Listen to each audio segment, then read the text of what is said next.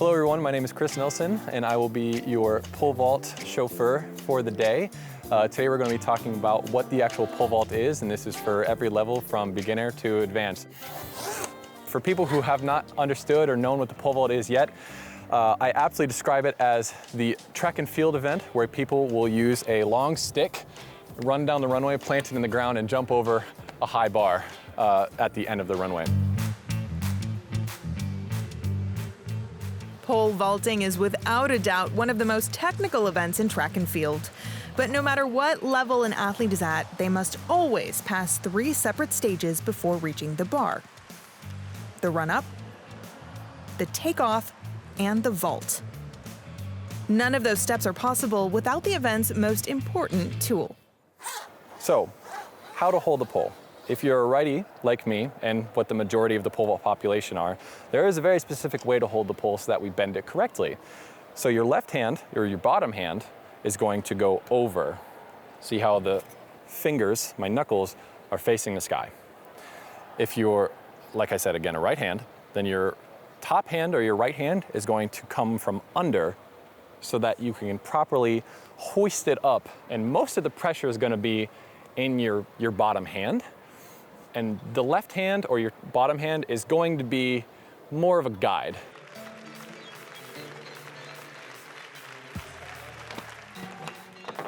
With a firm grip on the tool of the trade, it's time for the next phase of the vault, the run-up. There are many different approaches, but the Olympic silver medalist Nilsen has found a method for coming down the runway that helps him achieve his best results. The run-up is exactly how it sounds. It's very similar to the long jump. We get a run-up, and for men specifically, we usually have somewhere between 16 to 18 to 20 steps before we reach the takeoff spot, all the while carrying the pole in our hands in a very funny fashion. The goal of the run is to progressively build speed.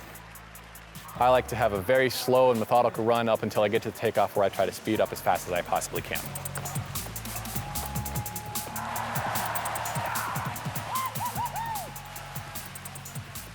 To fly in the sky like Chris, you first have to be able to bend the pole. And for that to happen, the ingredients required are speed, strength, and most important of all, a hole in the ground.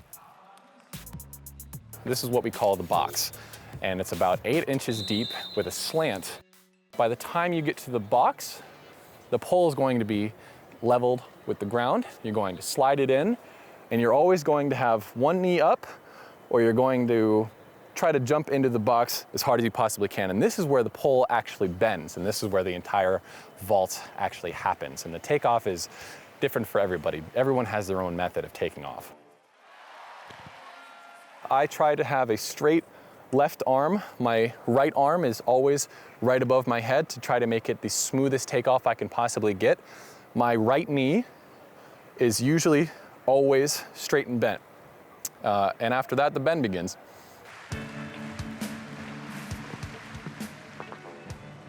Last but not least, it's time for the most spectacular part of the jump, the actual vault.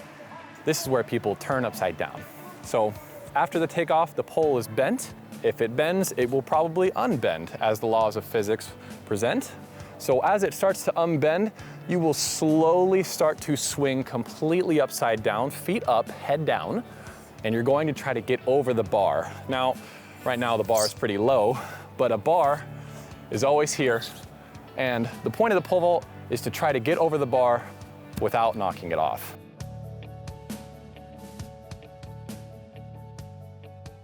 To sum it up, in a sport where everything is about jumping the highest, there's not only one way to do it.